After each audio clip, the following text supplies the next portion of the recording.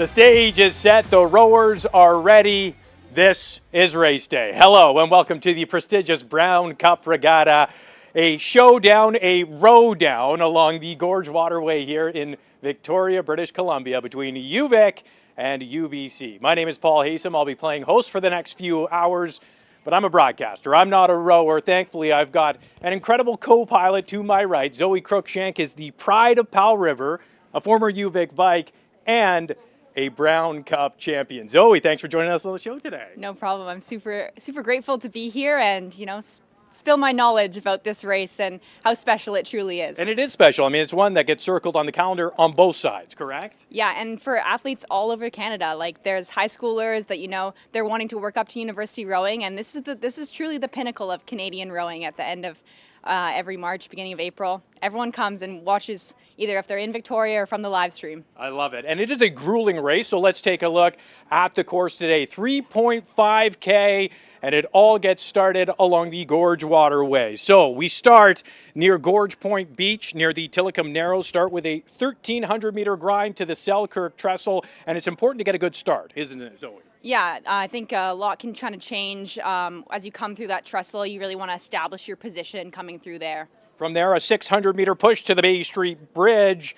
We're not even close to being over, though. 850-meter battle to the iconic Johnson Street Bridge, and that's where you get some fans cheering you on, right? That's where the bulk of the people are. You really use their energy from the crowd to give yourself the final push for the finish line. Yeah, and that is a 750-meter sprint to the finish in the Inner Harbour. Now, let's talk about the teams. We are starting with the, not the varsity goes, the final two boats, but what are the first two races we're going to see here? Those are the reserve races, and so those are the athletes that, they're working their way up, they're building their skills. We'll see some first years in this boat, nice. Lots of people's first time, and it's truly an exciting way to be a part of it, and, this boat in training is pretty critical because they're pushing that varsity boat every single practice. Nice. They're not only making themselves better, but making that varsity boat have to work hard to push through them because they're still fast boats. So this was from earlier today. We had the ceremonial coin toss, of course, in front of the Campbell Dowd Cup, and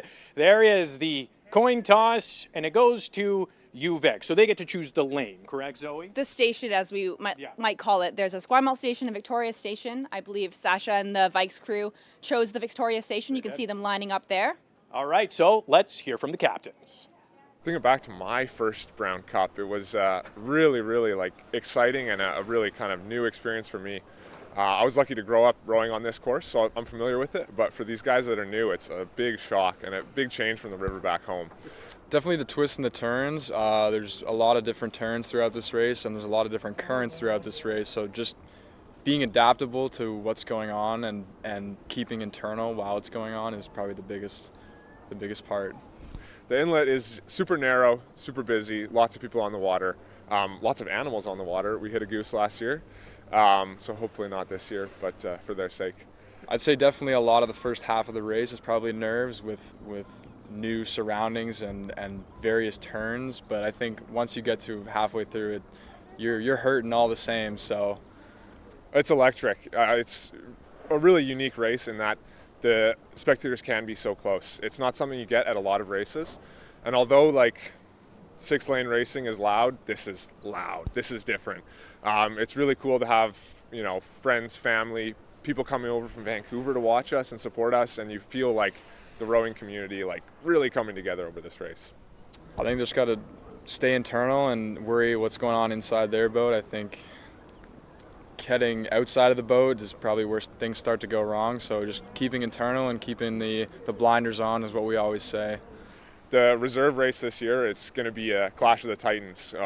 Both those crews very fast, so I think it's going to be a real fight to the line here.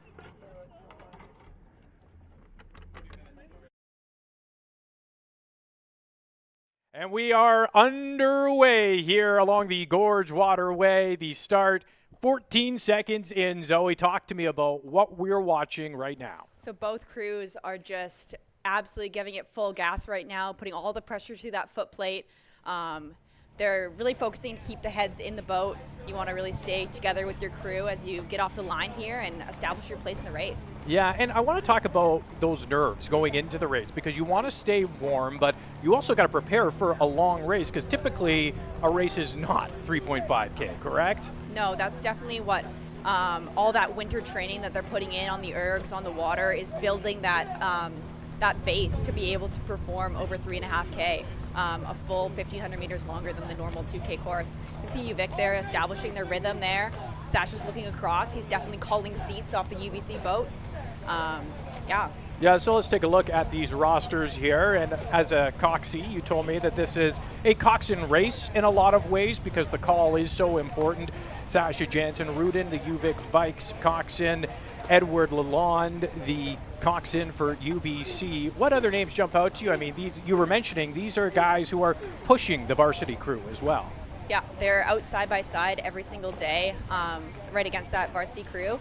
You know, we've got a few returners in the UVic boat, Aiden Carr, Tony Corella, nice. Sammy Ross. They're coming in as the victorious winners from last year.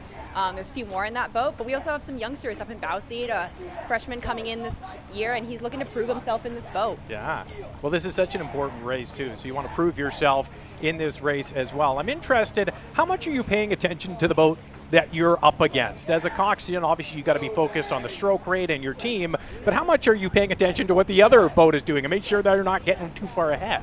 Honestly, I would say you're focusing more on the other boat as well as the course around you. Wow. When you get to this point in the race, you really got to trust your crew. You know, you've been with them every day, and you're going through your race plan, but you're really turning your head. You can see Edward there looking around him, making sure he's keeping his head in. And the boys of UBC look pretty locked in here. You can see their heads in the boat, trying to keep the eyes in. Oh, I saw the eyes looking over at the other boat there. Yeah, that's 7 seat, having a little look. You know, you want to keep an eye on the crews around you. Let's get a good shot here, seeing them side by side. Looks like UBC maybe has 3 seats up on him, but Sasha does have the inside line coming around. We're about coming up to the 1K line of the course here. You can see that opening in the trestle that both crews are going to squeeze into there, so a lot of trust between the coxies. Yes, and we are here at the Fairway Gorge Paddling Club. We are just past the Selkirk Trestle, which they are going to be coming up to, and that is such an important part of this race, coming through the trestle. And what a beautiful shot. Our drone coverage today, courtesy of Don Batchelor, just getting incredible shots there. But from the overhead angle, you can see UBC is really coming out to a quick start here. Yeah, you can see them clearing their puddles there. They've got a nice rhythm, good send on the boat, but UVic's not far behind them. It looks like they've got about 6 seats there, kind of bow deck, stern deck.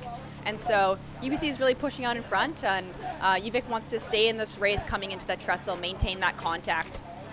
That's critical. That is critical, and it is a tight fit. You were mentioning that 2 boats can fit underneath the trestle, 3 boats cannot, correct? So it's a little bit of a tight squeeze.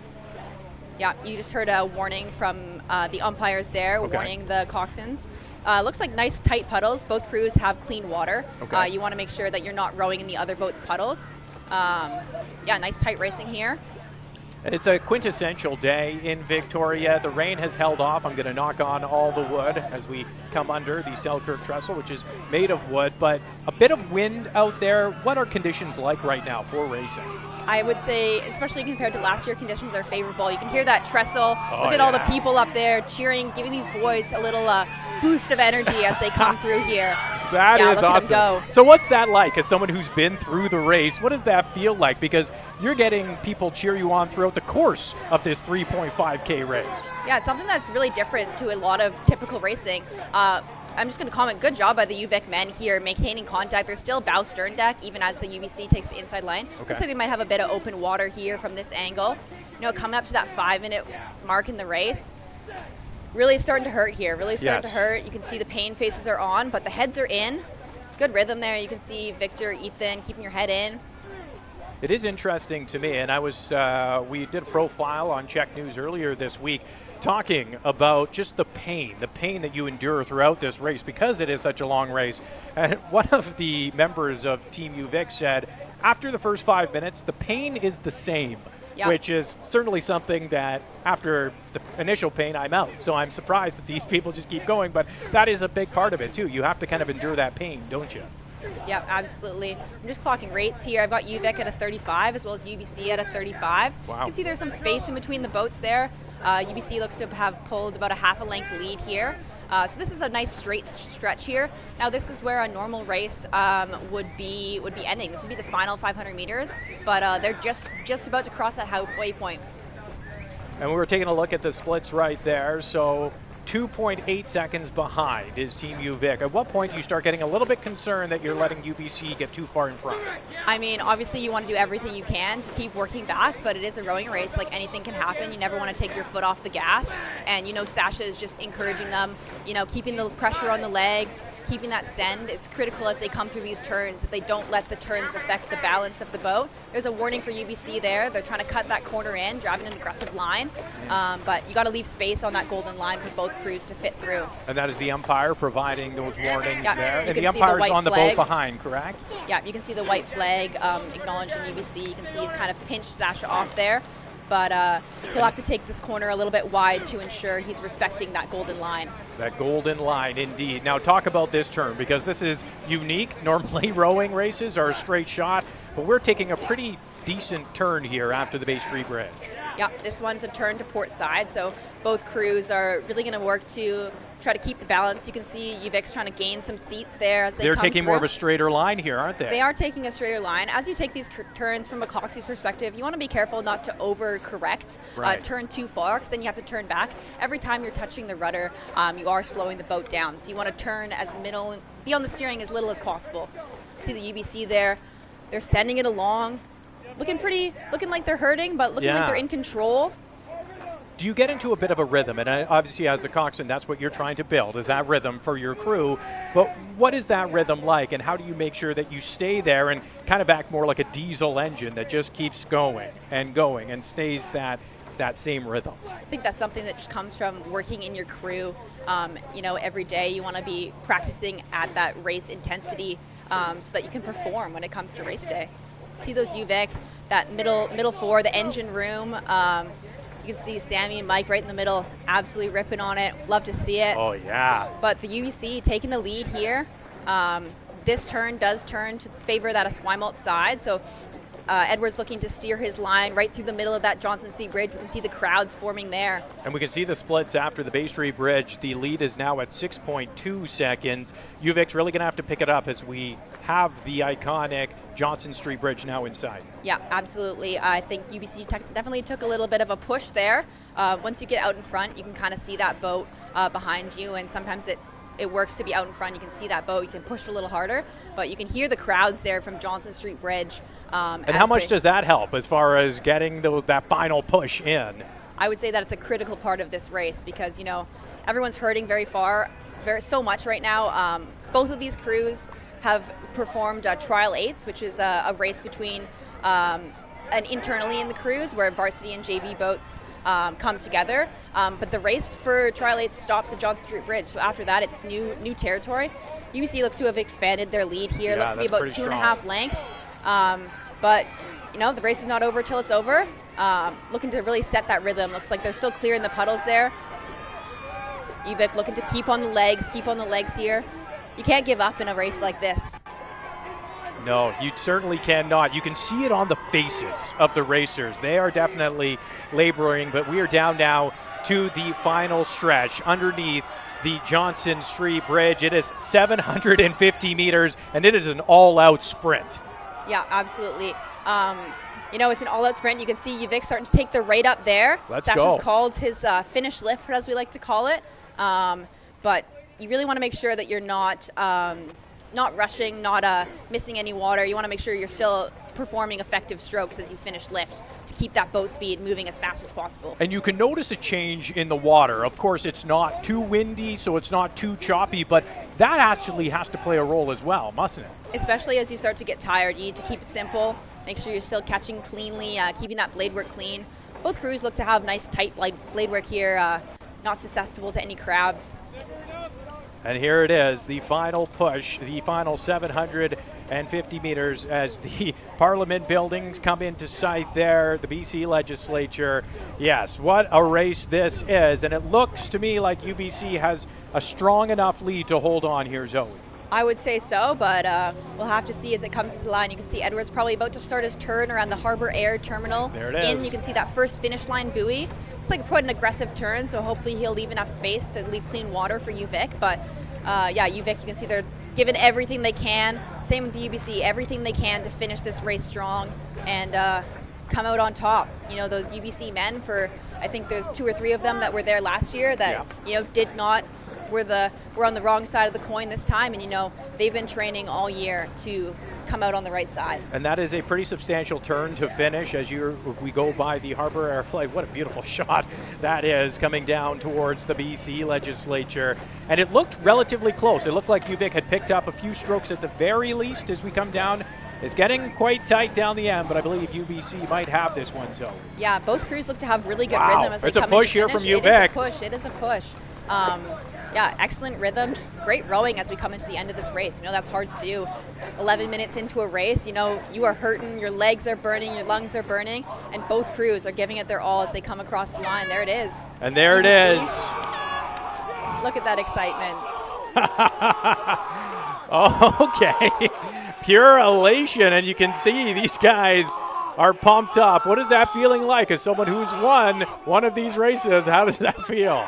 You want to be respectful of your competitors as you come to a race. You can't race without your winner, but coming across that line and, achieving everything that you've been working hard for is truly, truly a great feeling, especially with your friends and families here.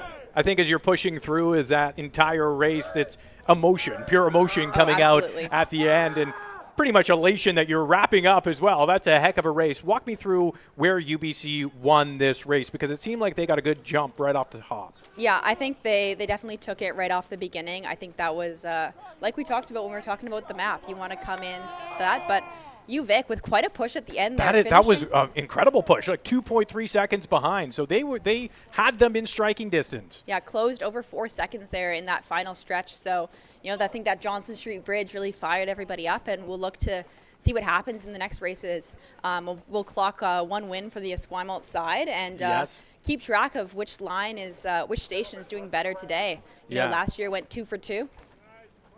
So we're going to watch back just the end of this race, Zoe, and you can see that push from UVic. This is earlier in the race, obviously, but here is the finish, and you can see just the we're kind of bouncing around, but it is a long race, so there's lots of moments in there. But there it is, that final moment of elation for the UBC reserves who win race number 1 of 4 on the day. And you're mentioning it was on the Esquimalt side. UVic won the coin toss. They chose the victorious side. Do you think that plays a role in the race? I think it just depends on your crew. When you want to apply the pressure, like that victorious side may have helped them gain those 4 seconds over the last. They had that final inside turn. So, maybe that was their strategy coming in. I think it really comes down to the crew. But I am a firm believer in both lines. The better crew will always win no matter the station. It's just a matter of what can you do with what you're given. Yeah, it is such an incredible race because it is so unique to itself. And of course, it started all the way back in 1991. Started as a friendly rivalry between UVic coach Howard Campbell and UBC coach Joe Dowd, which is why we compete for the Campbell-Dowd Cup. And just to see where this has become, this is year 31 of the race, and it's so impressive. But you can see it means a lot to everyone involved, Zoe. Absolutely. This is something that we definitely look forward to. And now they have to row back? Year. Now they have to row back, yeah. Sometimes that's the last thing you want to do. They look like they're in somewhat decent shape. Actually, maybe not on the bow seat there, having a tough time. But, that just means that he gave it everything he had. Oh, there we go. Is he having a little bit of feeling a little sick in the back of the boat there? You know what? Happens to the best of us. It does. I'm tired, and I wasn't even competing in the race. We were just talking about it. But let's talk about race number 2. We're into the women's reserve race now, and walk me through what you're going to be watching for, Zoe. Same as this race, we're going to look for those rhythms that have been established from both crews. Looking to see who can get their nose out in front off the start coming into the trestle. You can see the UBC Coxon coming down here for Tail of the Tape. Claire Hallett, this is her, I believe, 3rd Brown Cup. Stella Fraser, 2nd Brown Cup. That's Paige Letham. Okay. She, wants to go 3 for 3 in this reserve race. She's won the last 2. And assistant captain of the team there. You can see her taking the coin toss. And here we have the coin toss, and And the there's winning Mary Law. side is UVic. And so, go ahead. No, please. So yeah, the coin toss, you can see Mary Law as the captain for this boat. She got to choose heads or tails. The loser of last year's race gets to call in the air. Okay. And then that's how we keep it fair. And then if you win or lose if you win the coin toss, you get to choose your station. So UVic is the defending champion of this race from last year. Let's hear from both team captains.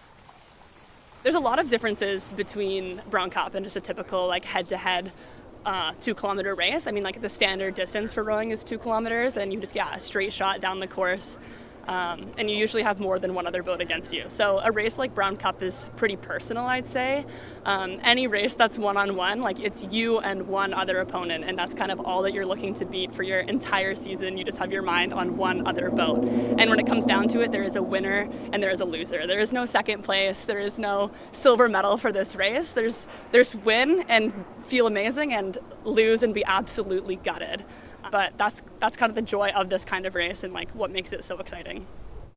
It's a big race, especially with all like the media and the fans and the hype behind it. So very different than probably anything a lot of them have done before. And some of them, obviously have lots of rowing experience. We've got lots of lightweights in the boat who have done big events before, like CUs. But yeah, first time Brown Cup for a lot of them, and it's definitely a different mental game. So you really just have to focus in kind of to your own race. Just really trusting all the training that they've done and the preparation that they've put into it, and not thinking that there's any pressure from past results. And really, this is a whole new crew. It's a new race, and just really staying zoned into their boat and every stroke and just racing their hearts out. We are coming into it as the underdogs, and I think that's very exciting. It's exciting to be an underdog and kind of go into this. We have nothing to lose, and like all we can do is throw what we have at it and kind of just be gritty and try our best to be unbroken. It's trying your best to be unbroken. It's as much of a mental game as it is a physical game, it sounds like, Zoe. Absolutely. Your mind wants to quit way before your body does. And so it's about, the Coxies are convincing you that yes, you can, yes, you can, yes, you can the whole time. And, making sure that you're giving everything you possibly can. So we are just about a minute away from the start of this race. Both boats are kind of getting those final preparations in. What's going through the mind in this moment? Because you've thought about this, no doubt. We've circled it on the calendar. It's something that you've thought a whole lot about. Your preparations are there. You're done. Do you just trust the process at this point? I think that is all you can do. You just take a deep breath, remind yourself of all of the work that you've done, all of those hard pieces. I think both crews have been this has been on their calendar since CUs, when that was beginning of November. So this has been their goal since then. You're just knowing that you've put in the work, and now is your opportunity to show everyone what you've got and, make it as best of a race as it can be. For it to be a good race, both crews need to perform at their best. And, you can see them just coming to their lines here. Both crews are just kind of getting adjusted. And as we take a look at both lineups there, Isabella Howley is the coxswain for the UBC Thunderbirds, Sophie Hoff for the UVic Vikes, and of course some very familiar names there for you, Zoe, on both sides, I'm assuming. Yeah, on both sides. I think that's the great thing about I think it starts from the coaches. Jane and Craig work great together. This summer they actually did a little camp together where both the UVic and UBC were out on Elk Lake together mixing boats, and Craig and Jane are taking crews to Fizu together this summer. So there's a lot of respect, a lot of friendships in between the two crews. But once you hear go, it's you want it for yourself. You want it for your crew. You can see, so they're getting the final preparations underway, and hand raised there from the coxswain. What are they talking to the boat about? Isabella. That's her acknowledging to the umpires that she doesn't have her line yet, so she's probably getting her bow seats to touch there, just making sure that her bow ball is aligned right down those narrows here. You don't want to be steering. You can see Sophie's doing the same thing there. When you go off the start, you want to be hands off the steering. You want to just let the boat move as fast as they possibly can, and having a good point with your bow ball is critical to getting a solid start. Now I'm interested because this is the second reserve race of the day, UBC winning the men's reserve race at the beginning of the day. Do they know that result? Would that factor in, or do they even think about that? I think you can't think about that coming in, and they will absolutely not know that result. I mean, I would assume that they wouldn't. Most people are, at least for the athlete's sake, they don't have their phones in the boat. Once you push off the dock, you're fully in your race plan, going through your warm-ups like you've practiced, and, ready to execute that race plan. And so Sophie's hand is now down. We are getting close to the start of the race. And yes, what a setting for a race. I mean, you can't beat it along the Gorge Waterway, 3.5K. And again, the mentality, does it change from the men's to women's race or not at all? I think it just depends on the athletes that you have in your crew. As they go off here, you can see that heavily lightweight boat of UVic keeping the rate high, pushing power on the legs, but UBC not giving them an inch off the thing. Nice to see nice tight blade strokes here. Great points found by the Coxies, all that alignment off the get-go. Nice and tight. We're not looking for a clash, but the closer you can get together, the more information you have. Interesting. Yeah, they are quite close together. And you mentioned a super lightweight boat for UVic 5? 6. You actually have stern 4 of this reserve crew is the lightweight 4 from the Canadian University Championship. So that was not done on purpose, but it just ended up that way. And stroked by Sofia Ragosa there and followed up by Paige Letham. They're going to set this rhythm. It looks like UBC's jumped out to about a 3-stroke lift. They don't seem to have settled. They're still holding that initial speed out of the start. And then eventually you want to have, kind of around that 1 minute mark, a move to lengthen out because Right. You can't sustain that super high rate for the whole race. And so are they close to that? Yep. Okay, see, they seem very close to, finding that rhythm. And you're going to get your stopwatch out again and get the stroke. Is that correct? Yeah, the rates there. I got UVic at a 37 there. Wow. And UBC, they did seem a little speedy with that stroke rate, and I think that's where you're mentioning they want to get into the rhythm. And we are underway here in the women's reserve race. Team UBC out to a very, very small lead, but it is a 1,300-meter grind to the Selkirk Trestle, just close to where we are located here at the Fairway Gorge Paddling Club. And how much is involved in the beginning of this race? Like how key is a good start here and making sure that you are at least close to your competition? I think it's good for just like the mentality in the boat. If it gets away from you, it's easy to think that you don't have a chance. It's always easier to push yourself when you can see that side-by-side action. So you see Claire there setting a nice rhythm there for the UBC boat. You can see that middle 4 in the engine room. They're there to really power that boat along, and Isabella's driving a nice line there. And they call this area, the Tillicum Narrows, and it is absolutely that. It is tight through this, not just to the boats, but to the shore on both sides. It's snug. It is snug, yeah. You got to be, both Coxies driving it nice and tight there. You can see them coming around. Great shot from the drone. UBC looks to have about 5 seats up on UVic here. But coming through that first turn into Pipeline, that will favor the UVic on the Victoria Station slightly. So you can see Sarah, Alex, Megan, Abby in the bow there following that rhythm. Really want to make sure that you're pushing on the foot plate here, keeping the legs going strong as you come in. They're about to hit their first turn, so in an ideal world, it's the first place the Coxies are touching those rudders, steering around. And as a coxswain, how much are you, obviously you're watching the stroke rate, you're keeping an eye on every single person in your crew. Are you watching faces at all? Are you paying attention to see who might be in pain, who seems to be in a good spirit?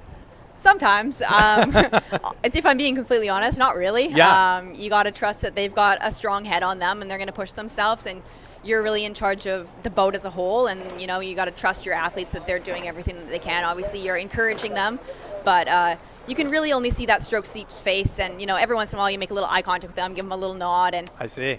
bow to stern here. Nice tight lines here. Sophie Hoff has a Brown Cup varsity victory in 2022 under her belt, so she's driven this line before. I believe this is Isabella's first race as a Coxie, but she's driving a fine line here, and nice rhythm from the boats. You can see them clearing their puddles there. You want to make sure you're keeping the heads in the boats as you come into that first burst of energy through the Selkirk Trestle. And you can see the crowd only growing at the Selkirk Trestle, and it's growing all the way down the 3.5K course as well. And I did mention I'm going to ask some dumb questions. Sorry about there if the face one was a dumb question. Thank you. Yeah, there are no dumb questions. But as we look here, we're getting close to the trestle. It seems that UVic is maybe half a boat length behind. It's hard to tell from this vantage point, but at least keeping with the UBC crew. Yeah, it looks like they've got bow stern crossover here, so they've still got contact, but UBC does look to have a pretty good lead coming through into this trestle. Like we said, it's about 1,300 meters into the race, so hitting that 1/3 mark. We can see that umpire raising a flag. Not sure which side that was for there, but a flag was being raised there. Nice shot of the trestle, both crews coming through. Yes, and that's got to be a pretty cool feeling. And it's so unique, I'm sure, as a coxswain, as you're going underneath these bridges, which isn't typical in a race, in a rowing race. And what do you try to do through there once you've got that line? Do you just hold the line? Do you talk them through this?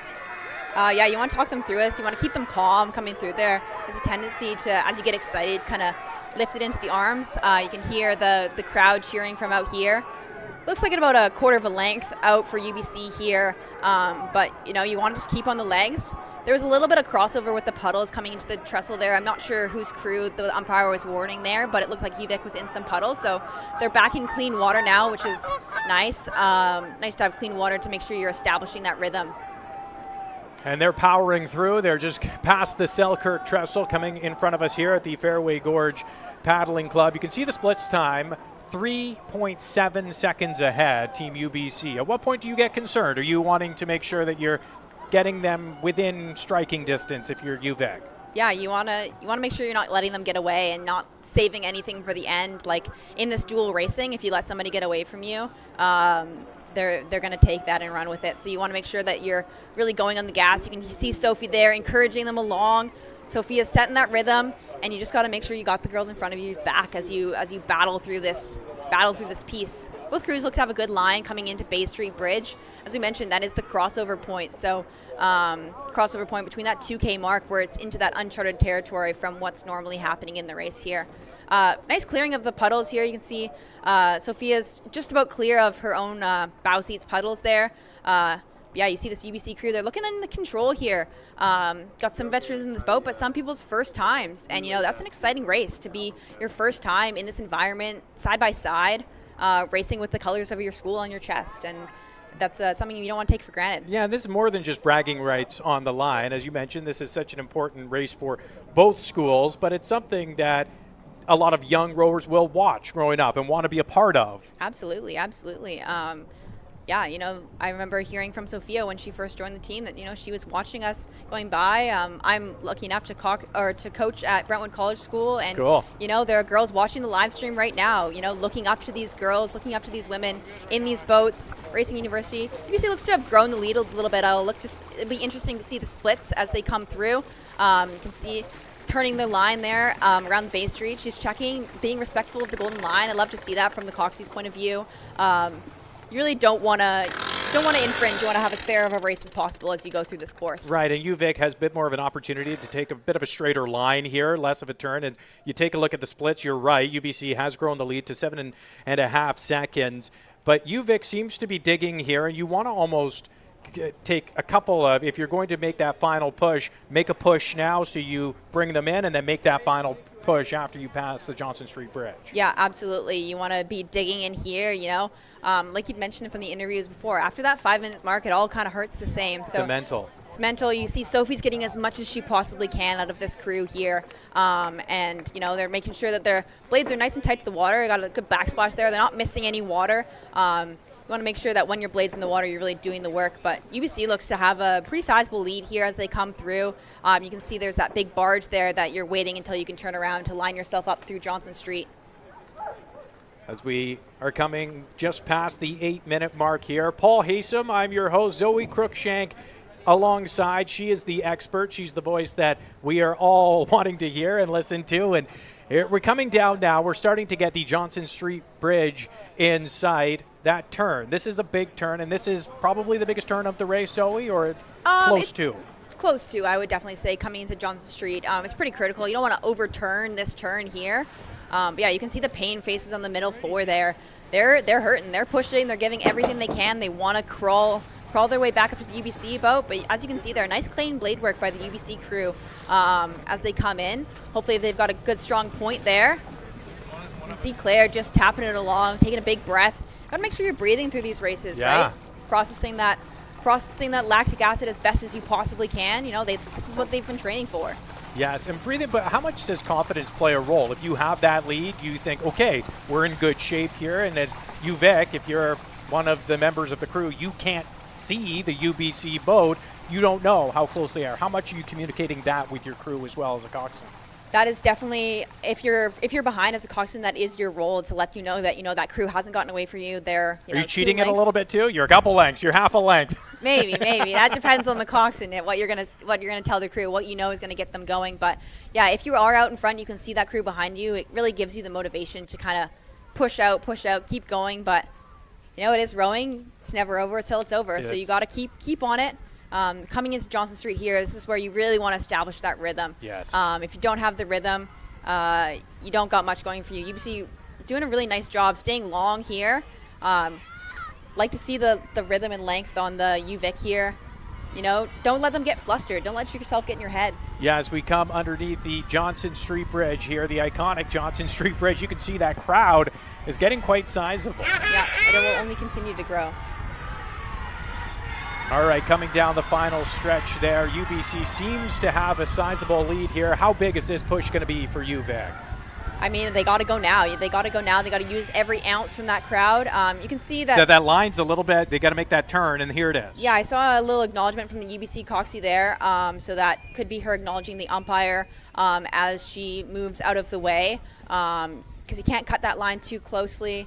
Yeah, it looks like she's just moved out of the way. Both crews getting clean water here. But yeah, UVic's really got to go now if they want to go. They do have that slight inside turn around that Harbour Air Airport. Yeah. We saw the UVic reserve men make up some good ground there. And so if you're UBC, you just want to keep going, stay calm, stay collected. Make sure you're not doing anything crazy as you come into the last bit of the race. Nothing out of control. UBC seemed to take a bit of a wider line there. That might be to UVic's benefit. They can take a bit more of a straighter shot. And it's tough to see without the overhead angle, but it looks like UVic might be making up some ground here in this final 750-meter push. At this point, you've got nothing to lose. You're already hurting. And so, those both coxies are just encouraging all of the women in these boats to dig deep, scrape the barrel, as we like to call it. Scrape the barrel, indeed. The tank, and give everything they've got as they come through. Yeah, you can see them lifting the rate there for their finish push. And the push is certainly on as we get into the Inner Harbour. The waters have changed. The goal has not as we are coming down the final stretch. And as you see the faces of Team UVic, what are you seeing there? You're seeing agony, but you're seeing a big push. I'm seeing a big push. I'm seeing people getting gritty out there. That's what both captains kind of mentioned. And that's what it's all about is, everyone in these boats is fit. Everyone can row technically well. It's about who's willing to give more on the given day. Yeah, you can hear some of the fans there fans now at the finish line, encouraging them along. You can see UBC doing their finish lift there. You can lifting the rate, trying to lift that bow out of the water. Right. And how key is that? I mean, that's such an important, right? You need to get that out as quick as you get it in almost. Yeah, you want to make sure that the boat's still staying up in the water. That's a big move there from UBC commanding. They want that. They haven't had this for 2 years, They've been on the other side of the coin. So that was a big statement by UBC right there. Yeah, the final push is on, and there you have it. Team UBC Women's Reserve are the champions this year. Walk me through your final thoughts on this race here, Zoe. You know what? Similar to the men's, getting out in front and then just staying in control. A great race by both crews as doing everything they can, leaving it all on the line, and that's all you can ask for in a race like this. Yeah, no doubt. And a 4-second win, obviously 4 seconds is quite tight over at a 3.5K course, but you could see UVic dig deep in that final stretch, and they brought it to within 4 seconds. They got a pretty close race, but where do you think UBC won this? I would say coming through the Tillicum Narrows, there was a pretty sizable move. That was where they first established that open water. Yeah. And that's a pretty critical call when your coxswain kind of passes the bow ball. You lose that contact with the other boat. That gives you some confidence moving forward. And you can see those girls absolutely gassed, but just so proud of their road. And look at that respect between the two crews. I love that. They a little bit better than the reserve men who were giving hand signals to each other, whatever that was. We won't comment on that, but there it is. There's the final push. You look at that finish again, the 4-second win. Yeah, look at Claire there.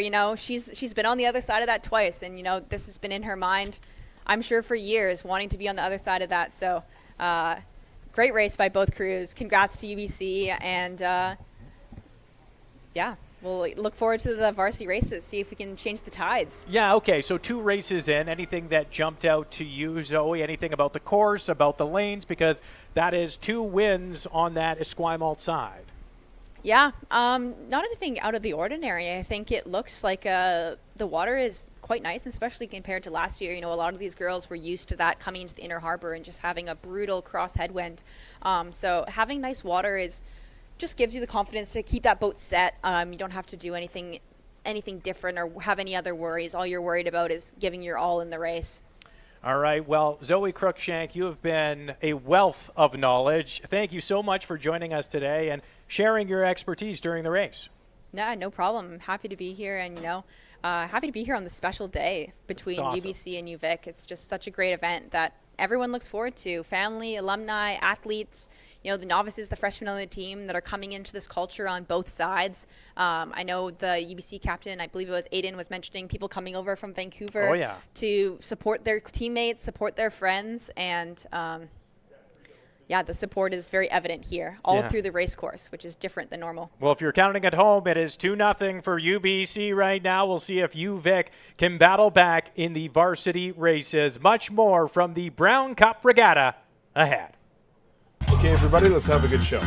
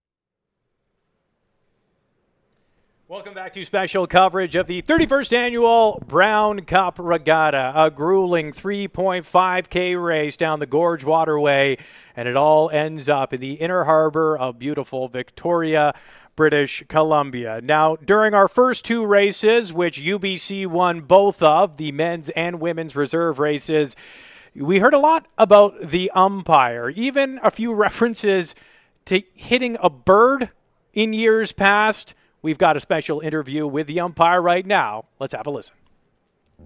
Well, umpires on the water, we encapsulate it with safety and fairness. Now, at this regatta, fairness is just absolute paramount.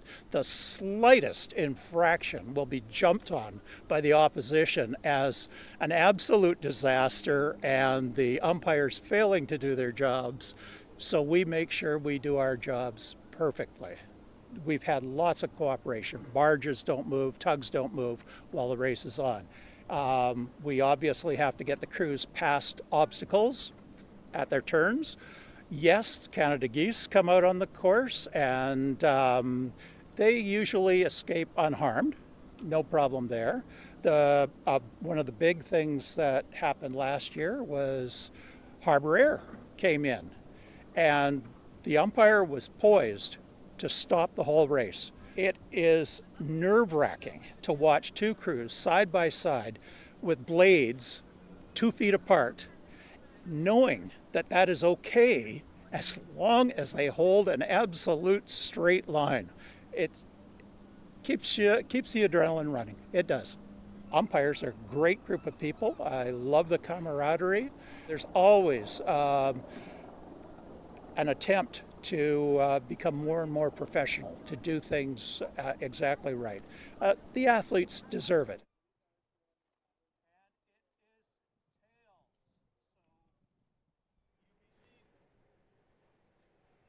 Yes, the umpire plays such a critical role in every single Brown Cup race. You can see a good crowd forming at the iconic Johnson Street Bridge all along this 3.5K route along the Gorge waterway. Now, this is a race that is building momentum. It started in 1991. It's only growing, and it's going to continue to grow. And Czech News here on Vancouver Island, we are honored to be a part of Brown Cup coverage. If you're watching on Czech Plus or on our YouTube page, thanks so much for watching. If you're a regular watcher of Czech News on Wednesday night, you will know our Upside guys, Ed Bain and Jeff King, were hanging out at Elk Lake, getting this event ready to roll. Let's have a watch. It's Brown Cup weekend. It's our boat race. It's the Vikes taking on UBC, and it's going to be fantastic. We'll be carrying it on Czech Plus. We'll be live streaming. And Ed is Stroke. Are you okay? Stroke. You okay? Hang on. I thought I was having a stroke here. No one's phoning 911. No, it's just heartburn. Heartburn? It's heartburn. Sorry. Okay, sorry, guys. And we have Helen Ross here, who is the coxswain for the women's team. Well, congratulations on getting this seat. You're about 5 years as the coxswain, right? Yes, I've been on the bikes for 5 years now. Yeah. So you got to know what you're doing to get this seat. So congratulations. And how do you feel about Saturday? I am just incredibly excited. It'll be my last race as a bike, so I'm just ready to go out with a bang and just have a great race. Well, good for you, and we hope that you will. We know that you will. So just quickly, some of this gear here. So this is how you're communicating with the team. You've got this speaker, right, or this mic. Yes. So this is a headset. You can hear me. There are speakers going all the way down the boat. And then this is the Cox box. I can put that on. So this will give us our split, the time, our rate, so our cadence, right, and then tell us a lot of information. So this is my best friend during the race. That's your laptop, if you will. And then your steering is right here. We're just about out of time, but show us how that works. Adjust these cables, and that'll move the rudder under the boat, the fin. And Kai, you're the captain of the men's team, only in your third year, almost unheard of for a third year to be the captain. First of all, what's that feel like to be the captain of this eights boat? Yeah, it's pretty special. It's an honor to be voted to captain as from my teammates. And yeah, they put a lot of trust in me going forward, and I'm excited to bring home a W this weekend in the varsity boat. And this is your third Brown Cup? Yeah, this is my third Brown Cup. And how have you done? I'm 0 for 2, 0 for 3, looking to... Look straight into that camera, Kai!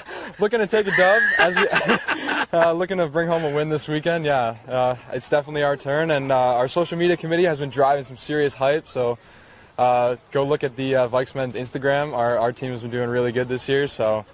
Yeah, bittersweet for you. Your last race as a Vike. I guess certainly. A little sadness, but you want to go out on top. Yeah, absolutely. I mean, it is bittersweet. I'm definitely going to miss being a part of the Vikes and showing up here at 5:45 every day. Yes! If someone can even say that. But I think just having an exciting race, and it'll be a good one for sure. What's it like to have that big crowd? I mean, can you hear them? Can you hear them from the boat? Oh, yeah, certainly. Yeah, coming through the trestle, coming through Johnson Street Bridge, it's just screaming. And, for the girls when they're hurting so hard, hearing people chant for you is just like the most exciting electric feeling. Yeah, and you call it hurting, and many rowers call it suffering, Kai. Talk about that, because it's a suffer fest out there for 3.5K. Yeah, all the pain feels the same after the first 5 minutes of the race. Does it? Yeah. Okay. So by that point, it all hurts the same anyway. Awesome. Well, listen, guys, nice chatting to you both. You're from Niagara-on-the-Lake, Yep. and you're from Michigan, and you sort of now call Victoria your second home, I guess. Yeah, absolutely. Yeah. I love being here. Yeah. Good luck to both of you. Go get a win this weekend, Kai. I will. God, I am dying to do this. Yeah. Hello. There it doing is. it in my ear. I know. The official coaching horn used by the coaches in the Zodiac beside the race boats, right? Yeah, that's right. We're at Elk Lake right now as we get set for the Brown Cup. I'll be down there with my horn, maybe. What would you do? What are you doing down there exactly? The beauty of this horn here is that, of course, you can coach with it like that, or it can cover mistakes. So, here you go. Why you jerk? So there's that. Okay. A lot of good features. You're buying one, aren't you?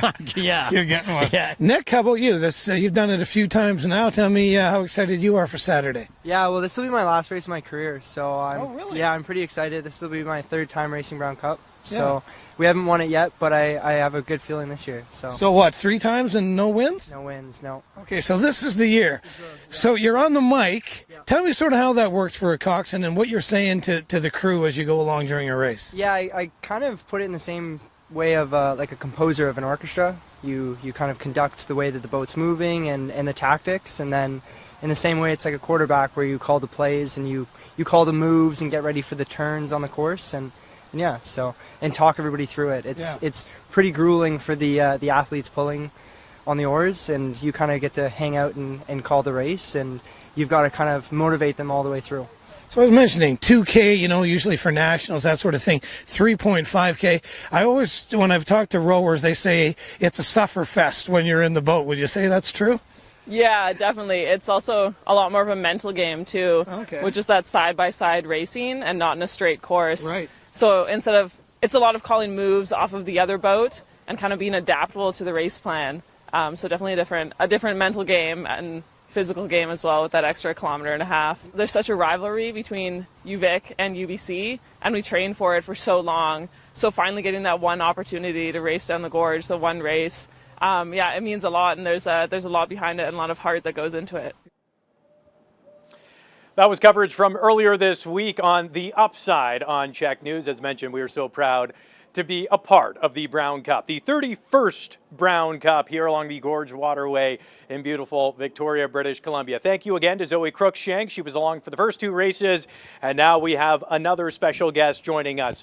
An Olympian, a gold medalist at the Pan American Games in 2015, and a 2-time Brown Cup champion. Max Latimer, thanks so much for joining us. Yes, thank you for having me. And I was saying, unbiased journalism here, not so much. We've got the UBC. He wears it proudly on his shirt, on his heart as well. Talk to me about how important, how amazing this race is. It's a very special event for the 2 schools. It's something that is unique to the West Coast. It's the long tradition of between UVic and UBC, and something that actually was one of the reasons why I chose UBC to compete, because of the spring racing and this special rivalry between the 2 schools. So you took part in 3 races. You were 2-1. You weren't really sure how many races, but yes, 2-1. Talk to me about the emotions going into the race, because it's as much of mental preparation as physical preparation, I'd imagine. There's 2 big pieces in the calendar year for the University Rowing in Canada. In the fall, you have everyone in Canada, so the CURC championships in the fall. But in the springtime, it's just one school you're focused on. So the moment that first stroke of January 1st starts you're focused on one enemy, as I would say, in this rivalry. And when you have that much energy dedicated to one opponent, it makes for a very special event. That's awesome. And Max is going to be guiding us through both the varsity races, both the men's race and the women's race. And I'm interested because you said you've got one enemy, one opponent, and you were talking about that rivalry because it certainly is a rivalry. Respect is certainly there, but the rivalry is there as well, isn't it? Yes, and actually I was mentioning this before the broadcast. Things weren't as respectful when I first joined at the UBC, and there was things that I maybe wouldn't be as proud of in our promotional videos that were said that were meant to kind of get the spirit of the team together.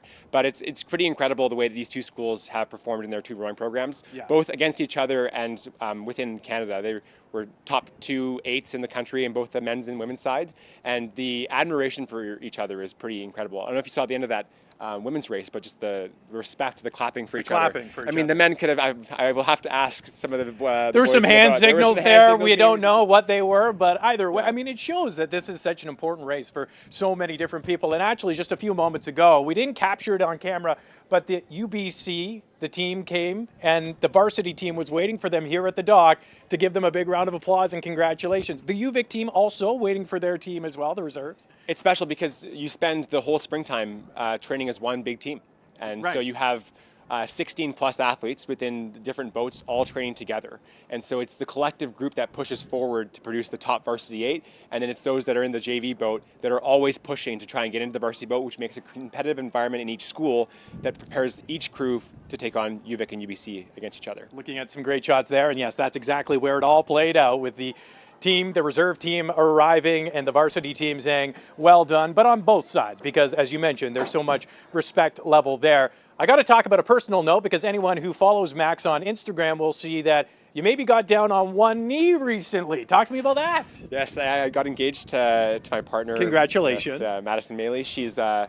We met while rowing on Team Canada together, and we'll hope we spend the rest of our lives together. Oh, well, isn't that something? Get back in the boat again sometime soon. I love it. Well, congratulations from all of us. Of course, Max is an alumni of this event, but there are so many alumni, and this is such a special race on both sides, UBC and UVic. Let's hear from more alumni right now. So I began competing for UVic. I joined the program in 2016, began competing at the varsity reserve level in 2017.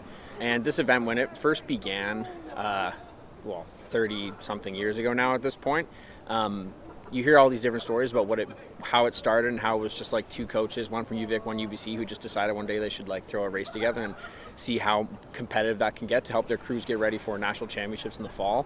And now we're at this place where it's like it's becoming a premier rowing event on the West Coast, and it's beginning to showcase Canadian West Coast crews that are really showing everybody in Canada and I think through a lot of North America what they can actually do.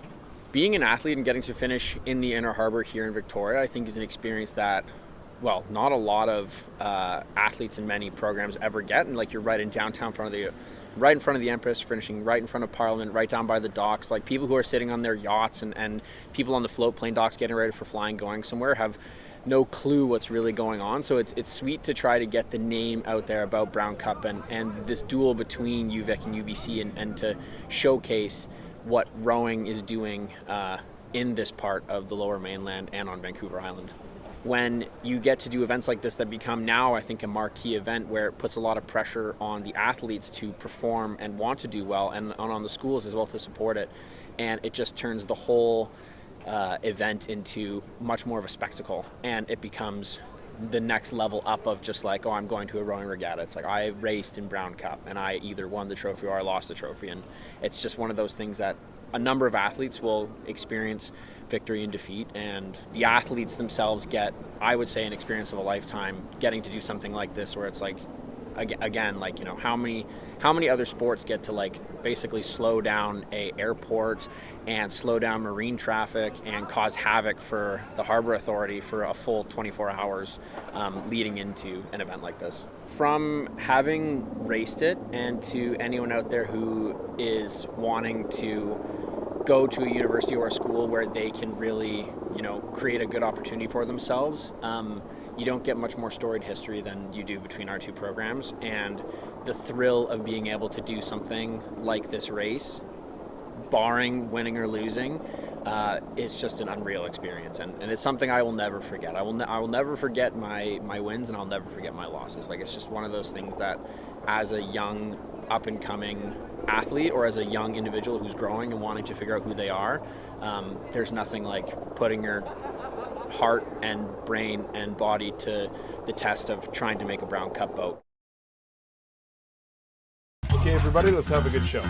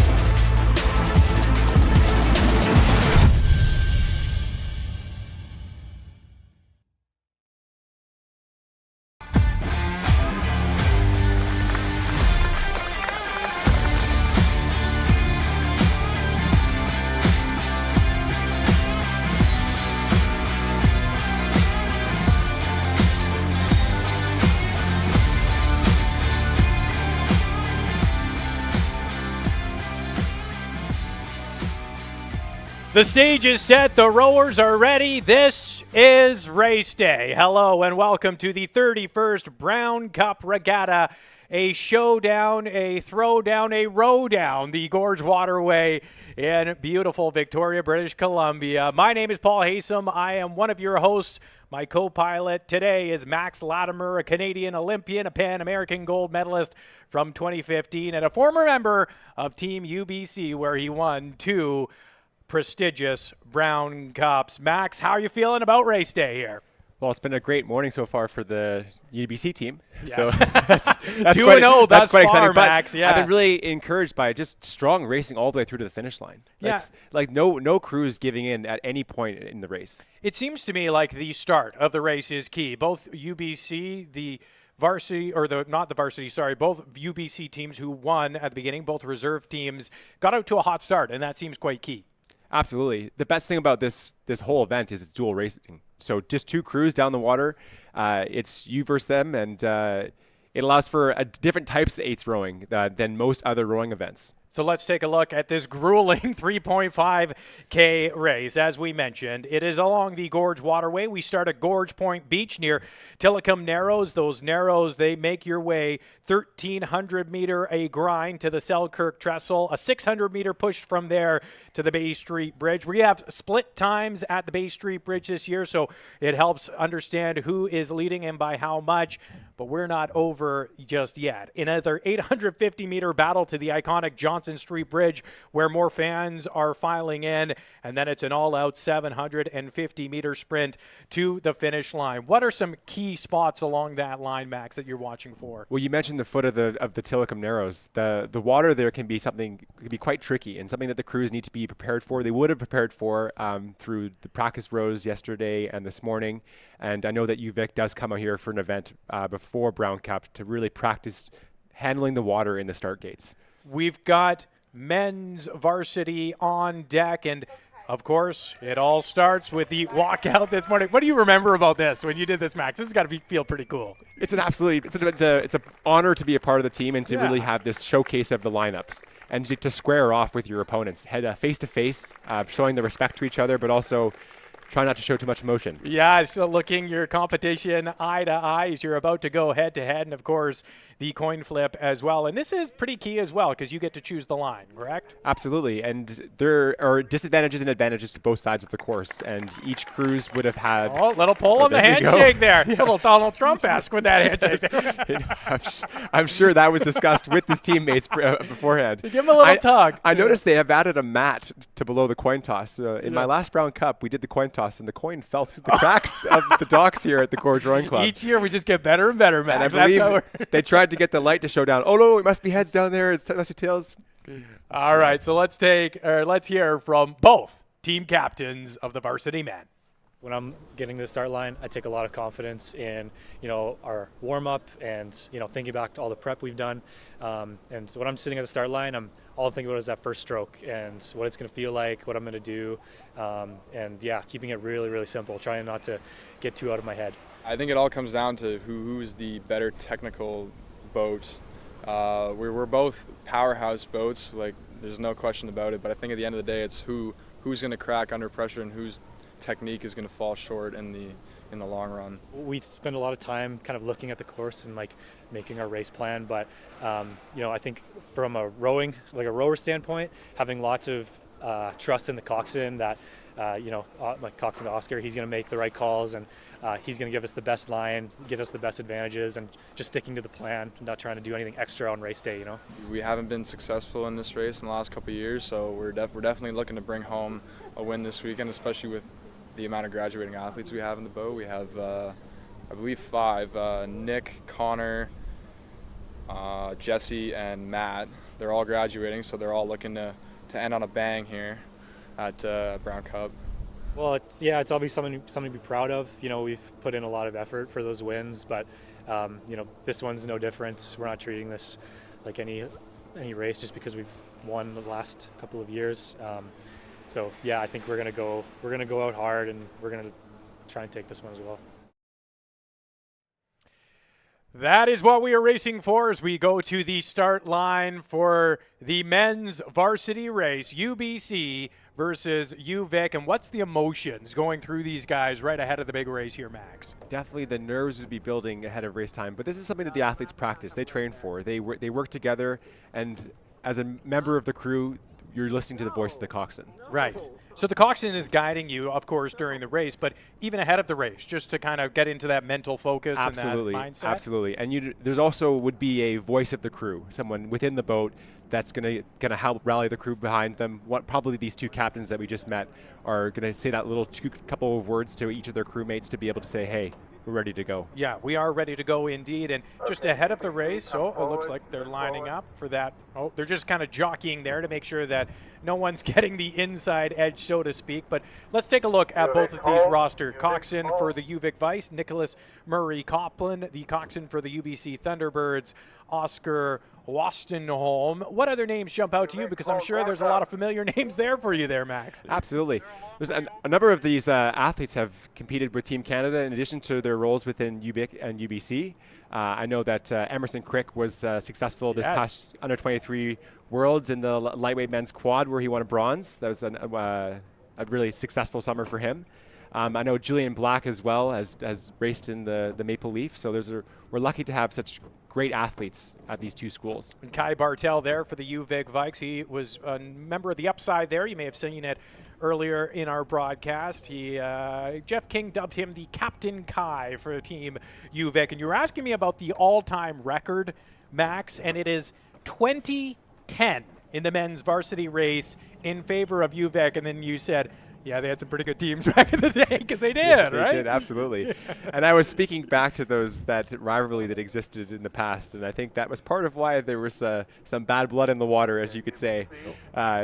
Tough to be as respectful as it is you can when it's a one-sided rivalry. But it's in recent years, it's become so evenly matched. It really is. And that's where the respect, I think, has really, really grown. And how much of it is the fact that UVic's teams were so strong, and I'm sure strong going into Olympic years as well, because the training ground is here at Elk Lake, and you're training alongside Olympians. That must play a role as well. Absolutely. I mean, a lot of my first ever rowing coaches were UVic alumni that had made their way onto the national team, and then into the coaching hollows to then give back to sport. So we're seeing the coxswain with the hand up. That just means they're just kind of figuring out that final line before the race. And we're hearing from the umpire. What are they saying to both boats right now? The umpires are trying to get these two boats lined up exactly where they would have those bow balls. And we are off. The men's varsity race is now underway. Both teams are digging, and they are digging right off the hop here, Max. Yes, as we saw in the early races today, that start is such a crucial point in a dual race. Getting that bow ball out in front, getting your crews to get long, relaxed, have that power and the confidence when you have that bow in front. And they are digging deep early. How much are you trying to set the pace but also set off on a good stride to get going and then try and get into a rhythm, maybe a minute in? You make a great point. Rhythm is what this race comes down to. It's so long, you have no ability to just fly and die. You have to be on your pace. You have to have good rhythm. You have to be in sync together. And that is coxswain plays such a critical role in that rhythm, making sure. And as we can see the faces here of the athletes, are you watching for agony? Are you watching for, okay, what are they wanting to dig into at this point? At this point in the race, they're getting onto their rhythm. They want to see relaxation. Relaxation. Relaxed is fast, relaxed is loose, and relaxed is long. And so with that high rate of striking, that tempo, you want to be relaxed in your face and relaxed in your body. UBC won the reserve races, both of them on the men's and women's side. It looks to me like UBC has set off for setting the pace early here, and they're taking that Esquimalt side. Yes, they've ended up on the Esquimalt side, so they will have the advantage through the first section of the course when we come around that trestle bridge and that turn to starboard.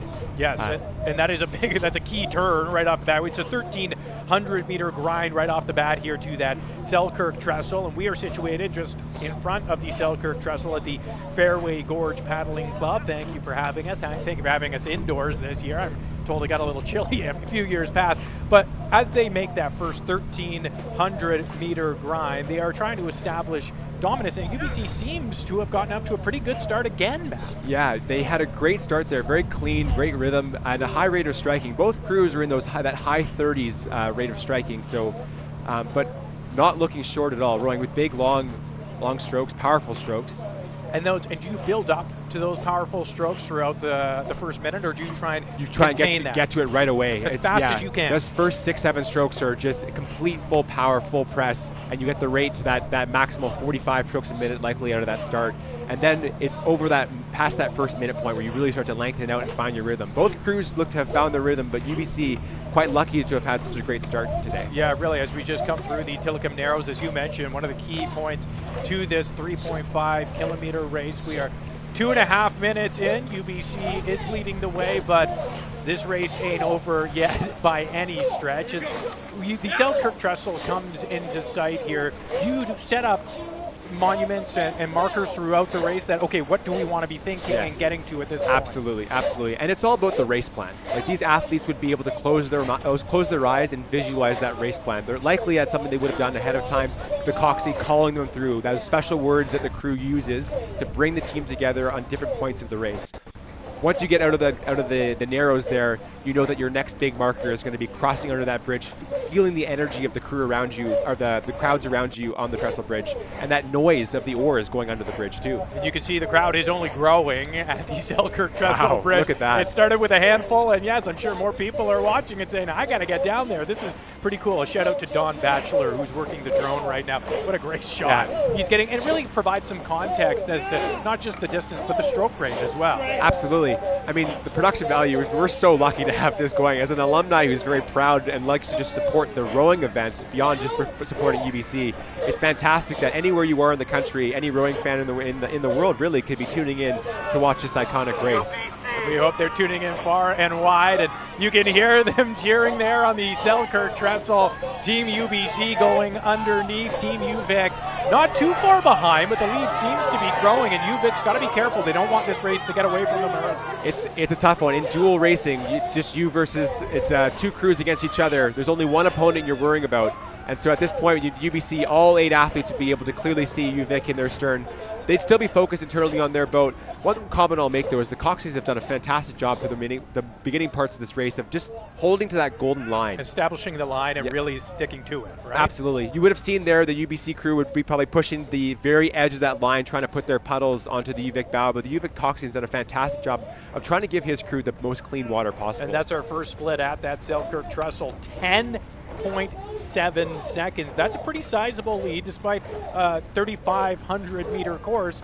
10 seconds is 10 seconds, Max. 10 seconds is a difficult one to come back from at this point in the race, but you never know. You break it up, don't you? You yes, try and absolutely. attack. You go full stop. Yes. There's a number of races actually that have come down to the wire where they have been as big of a lead as 6-7 seconds. 10 seconds ends up in a bit of a different category, but again, it's dual racing, and we saw that water there in the Inner Harbour. Not the cleanest water. It's churning up a little bit, and it's churning up a little bit more than it was for this morning's races, or the earlier races, pardon me. And this is a 600-meter push to the Bay Street Bridge. We'll get another split time underneath the Bay Street Bridge that should provide even more context. But Team UBC really looking strong and comfortable. You mentioned that comfort, and they seem to have that. That's one of the things I love about the sport of rowing is the external view versus the internal feel. And the external view is giving off this relaxed, beautiful rhythm. But internally, these athletes are up at their red line. Really? They're physically are at their very limit. And the timing we have here, looking at something around 12, 13 minutes, somewhere in that ballpark, that's peak anaerobic threshold power. So it means that you're going to be really pushing that threshold throughout the race, which means lactic acid is building up. But it's a matter of how do you mentally stay focused, how do you stay calm, relaxed, to allow the boat to do its job and to have the rhythm you need. Leading up to this big day, I remember talking to one of the athletes, Kai, actually, from the UVic varsity team, who's out there right now trying to catch up to Team UBC. He said after the first 5 minutes, the pain kind of just feels the same. And that's certainly, I can understand that, but it takes a strong mental toughness to power through that, I'm sure. I'm noticing too from some of our notes here, Kai and Owen are cousins. So in the separate two boats, Kai in UVic's boat and Owen in UBC's boat. So I'm sure that'll be something that'll get carried forward to the family dinner table after this event. Oh yeah, bragging rights extend far beyond just the boats as we watch here, almost 7 minutes in, and there's the other split time at the Bay Street Bridge. They've added 3.5 seconds to that lead as UBC, and UVic's really got to ramp it up here. They need to pick up to try and catch up, and there's the iconic Johnson Street Bridge where UBC is going to be heading there at least 10-12 seconds ahead of Team UVic at this point. There we have the stroke C of the UVic boat. You can see that bit of grimace on his face. Is there a fear of going out too hard off the start, or kind of once you've established that lead? It's something that can happen. In rowing we call that the fly and die. And so what happens is you're so into the red that your technique completely breaks down and your boat speed ends up falling into the final stages of the race. It's a pretty sharp turn here, and again, of course, it's normally north-south in racing, right? Not a lot of turns in a typical rowing race, and that plays a pretty large factor in this Absolutely. race. I mean, the Coxes has done a fantastic job. It's something that they'd be calling to their crews before the turn, making sure they're prepared, because as that rudder comes on, it can throw the boat off a little bit, its balance. And so it's something that the athletes are used to. They know when it's coming, so that way they can be prepared. They can make the minor adjustments they need to, staying together as a crew, holding their rhythm through the turn, and then out of the turn and back onto the straight course. And you got to grit your way across this course. 850 meters to the iconic Johnson Street Bridge from the Bay Street Bridge, and it seems that UBC, I don't want to say cruise control, but they're looking very, very strong here. One thing about these athletes is that they've trained so hard with that one opponent in mind. It'll be a full race to the finish line. There's no giving up. There's no giving anything back. That's the respect that they have for the race and the respect that they have for their competitors. What a great shot here of the Johnson Street Bridge. You can see the fans just keeping an eye on what's going down here, and UVic's going to have to kick it into another gear if they want to catch them. It's not unthinkable, but it's going to be very, very tough. And you can see a few raindrops starting to fall. Weather plays a factor. That means it's going to be churned up there in the Inner Harbour, and the home crowd getting behind their local boys here. Yeah, that's a fantastic feeling running under those bridges when the crowd is cheering. It's a pretty special one. You can see the change in the water, though, can't you, Max? Yes. Right underneath that bridge. It comes and it hits you hard, I'm sure. Yeah, but the athletes here from UBC, really great blade work, very clean rhythm. You see that their catch timing has been quite sharp. Nice circling at the finish, good clearance on the puddles. When you talk about that clearance on the puddle, that's when they're lifting the oars out and turning and get it. And one thing you look to is when you send your puddles down the boat, the bows puddles is the spacing to the sterns puddles, and making sure that your boat is clearing out of your puddles to make sure each athlete is having that clean water. They have a good clip going. Team UBC in the lead over Team UVic, trying to make it 3-0 for UBC to start this Brown Cup, and they're coming down these final 750 meters to the finish line in the Inner Harbour, and they look to be in pretty good position here, Max. Now, looking at the notes from last year, I believe it was a 14-second margin for UBC over UVic last year, and so I wonder if that was a record for UBC in the winning margin, so I wonder if that will be a winning margin that they can beat this year. For the UVic record, it was set in 1998, and it was 48 seconds, a margin of victory. Wow. That would have been a tough one. And I believe that was on the old course that ended the Johnson Street Bridge. So yes, that would have been quite the race to watch. And we're getting that 8 probably went to the Olympics. No doubt.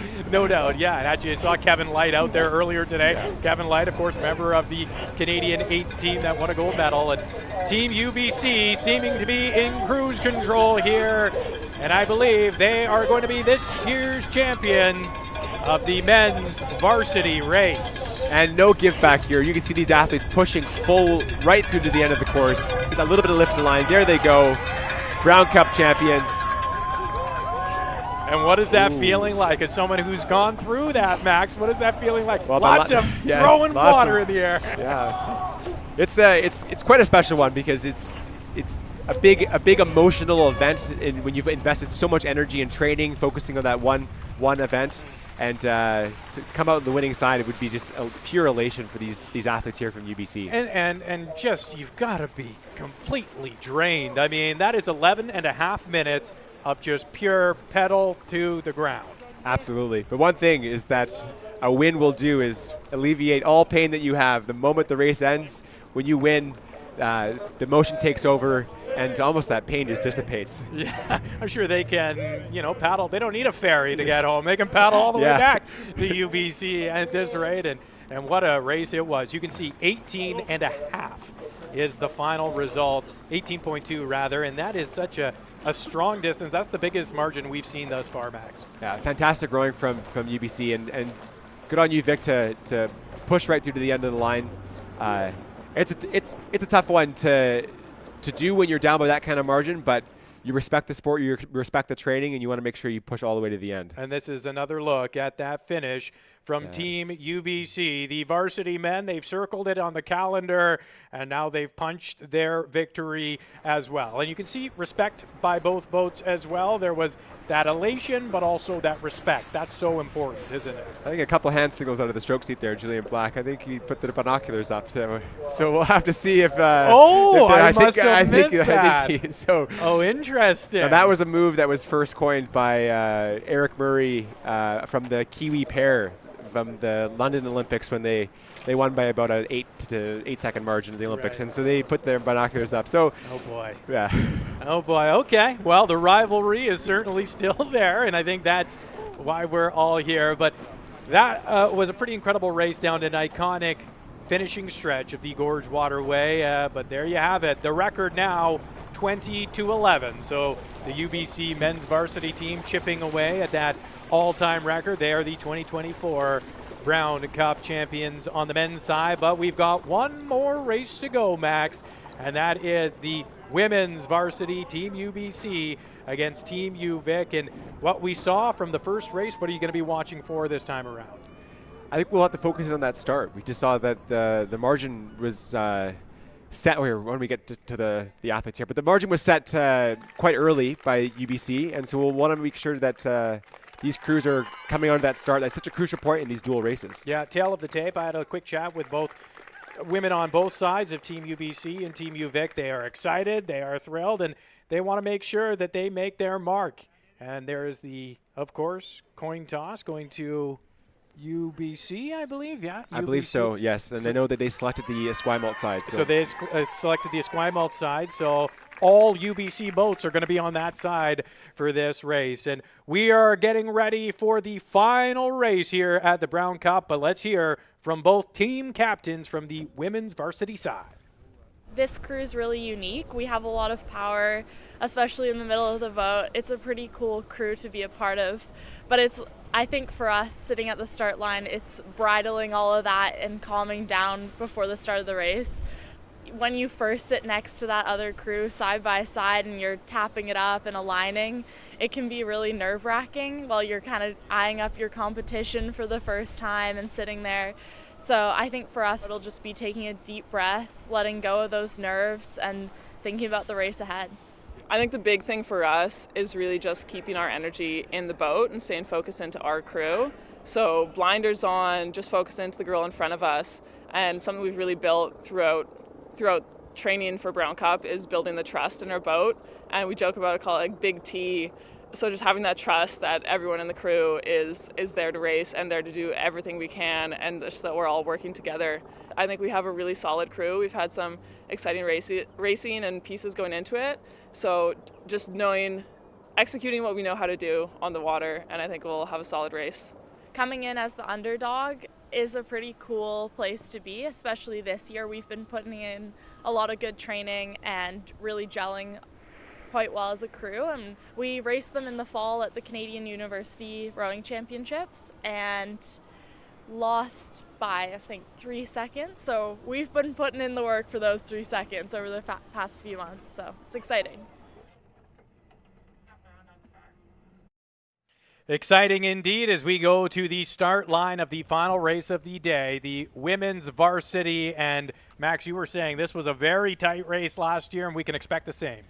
I think we can absolutely expect the same. There was tight margins in the fall when they raced each other, and this race, I think, was the race of the event last year. So we're looking forward to this one. Now, I have noticed that the weather has shifted just a wee bit over the last 30 minutes or so. We noticed a few raindrops on the course over the last race. I'm noticing a bit more wind, maybe a bit more choppiness on the water. Does that play a role as well? Absolutely. It's something that the crews need to prepare for. They need to be cognizant of. But one thing we like to say in rowing, it's an outdoor sport, and you row in the elements and you embrace the elements. So let's take a look at both crews from UVic and UBC. The coxswain for UVic, Helen Ross. The coxswain for the UBC Thunderbirds, Ella Diaz. And again, some very notable names here, Max. Absolutely. And quite fun, too, that Sally Jones and Lindsay Bryden from the UBC side, along with Ellie Souza, rowed together for Team Canada in the Under-23 Women's 8 this past summer. I love that. More head-to-head battles, because that is what we are here for. It is 1 versus 2, 2 versus 1. And we want to talk about the all-time record for the women's side. This has been dominated by UVic, 26-4. UVic's record. So UBC looking for a clean sweep today, but UVic looking to reestablish some dominance, at least in this race. Absolutely. And if you take closely look at that UBC boat, the name Hillary Jansen, one of the alumni from my time at UBC, won herself a couple Brown Cups. Is a couple of those fours are the Hillary Jansen. Maybe the magic of the Hillary Jansen will come through today. Yeah, and this is such an exciting race, an exciting way to finish. We are just here located at the Fairway Gorge Paddling Club, right behind the Selkirk Trestle. You can see the crowd is building there as well. This is what it all comes down to. And UVic, I mean, we're talking about bragging rights. They really want to win one at least today, right? Absolutely. I mean, and a good crew to be doing it. They are the reigning champions of the CURC, the Canadian University Rowing Championships. And they did have that win over UBC in the fall. So they have that momentum on their side, but of course UBC would have just seen 3 of their crews go through, winning each of the Brown Cup races ahead of them. So looking to probably keep that trend alive on the Esquimalt side and for UBC. Yeah, and it is interesting that UBC has been on that side every single race. We have 4 races, the men's reserve, women's reserve, men's varsity, women's varsity. UBC on that Esquimalt side every single race. Yeah, and I was talking to the coaches ahead of time and asking a little bit about that, but I believe UVic chose the Victoria side on 3 out of those 4 occasions. Yeah. And you can tell it's kind of more, I think you get a head start on that Esquimalt side off the beginning of the race. But at the end, when it really matters during that final push, it's more of a straight line on the Victoria side, and it's less of a huge turn. Absolutely. I mean, the course is very similar to that of the Oxford and Cambridge boat race. That there are advantages earlier in the course on one side, and then advantages on the other side of the course later in the race. And you nailed that last race, Max. I mean, you were saying this race is really important through that first stretch, the Narrows there, the Tillicum Narrows, just off the start from the Gorge Point Beach. And that seems to be where most of these races are being won, at least today.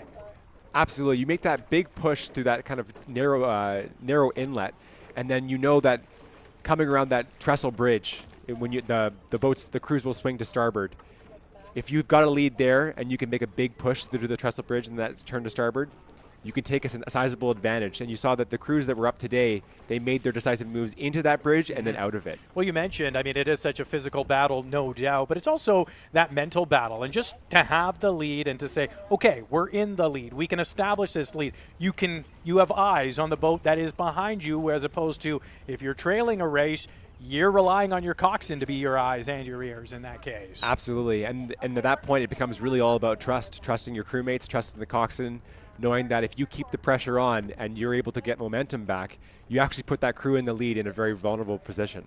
So we're just have a bit of a delay off the start here, but it is going to be worth the wait. This is our final race of the day at the prestigious Brown Cup, the 31st annual Brown Cup. I am Paul Haysom from Czech News. It is my honor to be here. Max Latimer is my co-host. He's a Canadian Olympian, a Pan Am gold medalist from 2015, and you won in the fours, correct? Yeah. The fours in Rio, and then you raced in fours. Yeah, fours, and then I raced a double in Tokyo. And so my double partner is a UVic alumni. Oh, there we raced each other a number of times at Brown Cup. So it's just, I'm sure it's long-standing throughout, right? Like you're going to be battling, but there's a lot of work together. The rowing community is small. Very small, yeah. And then, funny enough, it's the alumni of these UVic races that I've become really good friends with now. I love that. As alumni, you just want the event to be successful, want the crews to do well. Yeah, and you want the event to succeed not just today, but in the future, and no doubt it will do that. And our final race is now underway. The women's varsity teams are at it, and again, UBC looking for that quick start again here, Max. Fantastic rowing out of the start from both crews. High rate of striking there. UBC looks to be up by a couple of beats, but both crews rowing long. Very wrong. UVic looks like they're very comfortable in those nice long strokes right off the get-go here. Yes, UBC has clearly kept, it's in their strategy to go from the start, I think, because clearly they've kept that rate high, they're pushing it, whereas UVic seem to have their rhythm a little bit established a little bit earlier. Yes, and then you mentioned you want to get that stroke rate on there probably as quick as you can, but typically, does it take about 30 seconds to get into that routine, that rhythm? 45 to about a minute. Okay. Your first 15 seconds is really pure ATP, fresh energy. You can use it up without any sort of expense. But as you get into that minute mark, as the body starts to shift from that anaerobic into the aerobic capacity, you have to make that transition. This is the final race of the day for the Brown Cup, the women's varsity race, and it is going to be a tight one. We are just underway on this 3.5K course along the Gorge Waterway. 1,300 meters is the first grind to the Selkirk Trestle. 600-meter push to the Bay Street Bridge following that. But this first 1,300 meters is key, and I know you had the stopwatch out. What are you seeing there, Max? Yeah, the UBC crew here, 90 seconds in, are still at 38 strokes a minute, so keeping their rate high. They're prioritizing the start in their race plan. They're saying, we want to get up, we want to get out, we want to have that confidence by seeing that crew behind us. Okay, so if they're keeping that rate that high, almost 2 minutes into the race, do they bring it down? And at what point do they bring it down, or do they just try and keep grinding through it? It'll be something that the coxswain has planned with the crew, with the athletes, saying, hey, this is what we're going to do. And it seems like they have dropped the stroke rate now. I'm catching it about 36 strokes a minute, so they are starting to bring that stroke rate down. But it'll be something that'll play out, I think, over this race course. Yeah, okay, and here's a great shot here from our drone camera on course today. And you're getting a sense that, yes, UBC has taken a lead, but UVic is going stride for stride. They're staying in with them and not letting them at least get a boat length here. Absolutely, and I think that overlap is the most important piece. making sure that if you're the crew, if you're the coxswain in the crew behind, you want to make sure that you maintain that contact. It helps to keep that other crew accountable, but also helps to create that self-belief in that, hey, with 1-2 extra seats of a swing, we have the momentum established. No doubt. Shout out to Dan Batchelor, who is working our drone shots today. That is Dan Batchelor, not Don Batchelor, as I called him earlier. Sorry, Don. I have sloppy writing. Either way, you're getting fantastic drone shots of the course. But we are coming up here towards the Selkirk Trestle. You can see this is a pretty significant turn as we come out of the Tillicum Narrows here.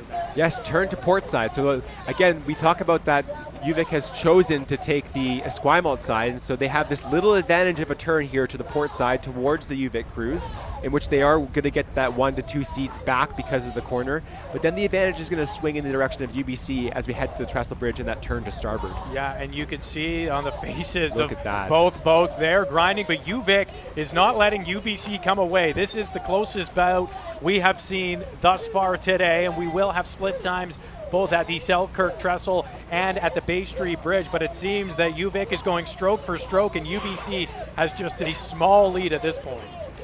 Yes, but you can see as those crews draw level, that's when the pressure is going to come on. 3.5 minutes in the race, so there's still plenty of rowing to be done. I think we're in for a real special treat here with this last race of the Brown Cup. And we talk about that composure, showing that at least outer composure when you may be grinding inside. You can see it on their faces. This is something that they've trained for, right? Especially the stroke seat there at the UVic crew. It looked really relaxed, very calm, and it seems as though they've had that self-belief that in the start they were going to maybe go out with a little bit of a less stroke rate, but get to the rhythm quicker and then carry that rhythm through this first section of the course. Just over the 4-minute mark here in the final race of the day at the 31st Brown Cup Regatta along the Gorge Waterway, and it's not the Gorge Waterway without the iconic Selkirk Trestle, which is getting even more fans on it. And what does that feel like when you hear that crowd starting to cheer as you make your way towards that trestle? This is one of the special landmarks that each of the crews would have been training for well in advance, saying, hey, it's get to that trestle, that 4.5 minute mark, and then let's see how the race unfolds from there. It's such a crucial steering point here. These coxswains will have trained this, they'll practice it yesterday and today, this morning in their practice rows. We are here at the Fairway Gorge Paddling Club, and you can hear that pop from the trestle from here. These two boats going neck and neck, and oh yeah, 5 minutes in, we are in a very tight battle here between UBC and UVic. UBC with that Esquimalt side have a slight lead, but it is ever so slight right now. And you can see the split time there. Fantastic rowing from both crews. Split time just over a minute, 1.6 seconds. That's the tightest we've seen all day. And we'll see if that maintains or if UVic tries to make a move here, Max. And so as we were talking about, that turn to starboard here, the UBC coxswain, look at doing a fantastic job right on that marker, putting those starboard blades right on that marker, taking every bit of advantage of that turn of the Esquimalt side and what it offers. Oh, wow. So here we are, 5.5 minutes into this final race of the Brown Cup, and it looks like UBC again is making a good push here. Is that part of their race plan as they get into it after the trestle? Let's give another push. They would have absolutely said into the trestle bridge, staying relaxed, staying composed, out of the trestle bridge, laying down the power, trying to see, hey, can we use this advantage to put the pressure on UVic, make them make the next move. Interesting, and you can see UVic made that move, so at least subconsciously they can know, look, we can pull back up alongside this boat. Let's not put all our power into this move right now. Both crews would have that self-confidence. It's a chess match out there right now. It's dual racing. It's mano-a-mano. It's fantastic. We're getting treated to a fantastic event here. Yes, and the next marker is going to be the Bay Street Bridge. Just a 600-meter push from the trestle to the Bay Street Bridge. We'll get another split time there, but you can see UBC certainly pushing, UVic not far behind, and great camera work from all our crews out there today. We have 2 boat cameras, a drone camera. We've got cameras on the bridge. I don't know how many cameras we have all. I believe 6 it is, but we're getting all the shots out there. And Max, what are you seeing here as we just come to the Bay Street Bridge? So UBC used the advantage of that turn to starboard side to push through and past the trestle bridge, but you notice that UVic have kept that slight bit of overlap, maybe just heading towards a little bit of open water. UVic now will have the advantage on this next corner here as we set ourselves up towards the Johnson Street Bridge. So they're making that turn, and UVic, they'll have the advantage because they don't have less of a turn to make. It's more of a straighter shot, or they have the advantage just on this first half of the turn right now, but then it will go back towards that starboard turn. Right. But finishing up, as you look at, remember back to the overhead view. Yes. After the Johnson Street Bridge, we do have that turn to port side into the harbor, and so UVic will know that if they can keep close, and if they have the pressure, they're putting the pressure on UBC, they can make up that advantage at the end. So UBC has a 2.9 second advantage as of the Bay Street Bridge, but as you mentioned, an 850 meter push now to the iconic Johnson Street Bridge, which is coming into view, but not before one more turn, and that turn is so key to this race, especially when we're dealing with milliseconds, really.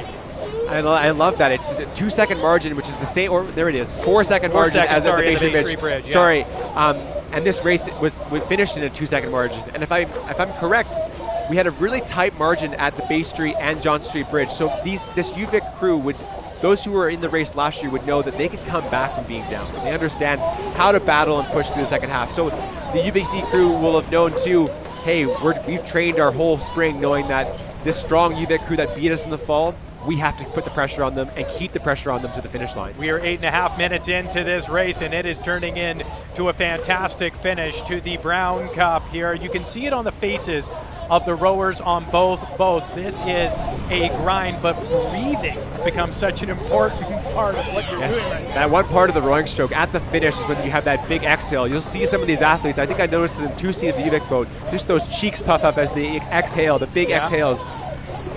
That's part of how you keep your rhythm. It's part of the stroke rate. It's part of feeling together as a crew, locking in your breathing. And these athletes would be they're in the hurt locker. They are absolutely in the hurt locker. 9 minutes in, that's a big piece. Well, rarely do you race 3.5 kilometers, Very and rare. Today is that day. Although you're doing it with all these women next to you, and that's why you keep digging, because every single one of your teammates is digging as well. It looks like UBC is working up a pretty sizable lead here as we get close to the Johnson Street Bridge. They made another great push using that advantage of the Esquimalt side around the corner here heading into the Johnson Street Bridge. They've got that advantage, they have the lead, but now they have to hold it. And we have 850 meters from the Johnson Street Bridge, with probably about 950 meters to go.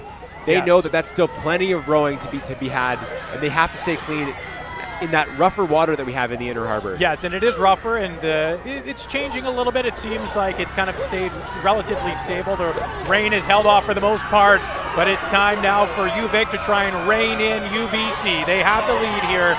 We're at the 10-minute mark as we come underneath the iconic Johnson Street Bridge, and now the push is on for UVic. 750 meters to the finish line. You can hear the crowds here coming through the live mics that are on the boats. That's fantastic. Thank you to all the supporters who have come out to support the Brown Cup. These athletes, they get energized by that support. I can't imagine that feeling as you come underneath, because it's something like you probably would never get in a typical racing. It's the finish line, right? Yeah, we spend so much time in silence training out on Elk Lake or in silence on the UBC Fraser. And to have the crowds cheering you on like this, it makes the event that much more special. Makes all those hours on the erg worth it. What was that we just heard there? We just heard that's UBC being warned to make sure that they hold to their water. They keep to that golden line. That's something that the Coxie want to be cognizant of, making sure that they keep to their side of the course and don't impress upon UVic's line. So that was coming from the Umpire boat behind them there, making sure that they are keeping that line. As we are down to the final stretch here, we are in the Inner Harbour. You can see the water has changed, as you mentioned, but that's obviously just part of the race here, and that is UVic trying to catch UBC. And what are you seeing down this final stretch here, Max? Yeah, both crews are you can tell the fatigue is there. They're doing their best to extract every last ounce of energy into the finish line. UBC would be saying, hey, stay clean, stay long, stay loose, push to the finish line. And it seems that UVic is gaining some ground. It is tough to see from this vantage point, but it seems like they are digging as deep as they can. That stroke rate might have gone up just a wee bit here. Yeah. Absolutely, yes. You can see that the lifting of the rates, UBC lifting of the rate, heading towards the finish line. Their line seems to be a little bit off. UBC you might there. see a warning flag coming out of the umpire's boat. But oh no, they are making this turn. Again, it's the vantage point, but it looks like UVic is digging deep. They want to make this a race, and what a race we have here to finish out Brown Cup festivities here in Victoria, British Columbia. The final push is certainly on. I had a chance to chat with Coach Craig Pond of the UBC crew, and Craig has a tradition of saying goodbye to the crew and almost leaving the venue. He gets so nervous. So I wonder, Craig, if you're watching your crew in their final stages of the races here now, but UBC taking their final strokes heading towards the finish line. And UVic trying to make a match out of it, but it looks as though UBC is going to have the clean sweep of the Brown Cup today as they pass that finish line, and pure elation. And that's an emotional victory. A number of these athletes would have lost to UVic last year, would have been having UVic on their radar now for 12 months, and that's an amazing feeling to come back from a defeat last year to victory this year. You can see 3.3 seconds. That was the closest margin we saw all day. It was tight. It was tough to see down the stretch, but UVic did really make a race out of it in the final stretch there, Max. Yeah, we're quite lucky to have such great female rowing in Canada. It's those spurring off of the fantastic victory of the women's 8 at the Tokyo Olympics. Yes. We're lucky to have such great talented women racing, and a great race today, a great final race today. Kudos to both teams, UVic and UBC, on all 4 races. You could see there's a lot of blood, sweat, and tears, and eventual cheers, at least for Team UBC this year. And what a strong showing. 4-race sweep. As a UBC alumni, you must enjoy seeing that, Max. That certainly puts a smile on my face, but I was most excited. This event was an incredible event today. Really great racing by all the crews. Very fair racing. No drama to be had. That's not the story in many of the previous Brown Cups. Right. Some of the Brown Cups in my past, they've had their dramatic events, lots of clashes, some bad blood in the water, but really, really, really well run. Very well rowed by these coxswains. Great, fantastic steering. Solid racing all around. You can see Team UBC here at the dock just below us here at the Fairway Gorge Paddling Club, certainly celebrating a job well done as we see the beautiful legislative building. That is the finish line for the Brown Cup. And we saw 2 trophies there. Of course, we had the Campbell Dowd Cup, established back in 1991, and the infamous Brown Cup. And there's a seal to seal everything off for the day. So thank you so much for joining us. My name is Paul Haysom. We've had the incredible Max Latimer. You've watched the Brown Cup Regatta in beautiful Victoria, British Columbia. So long.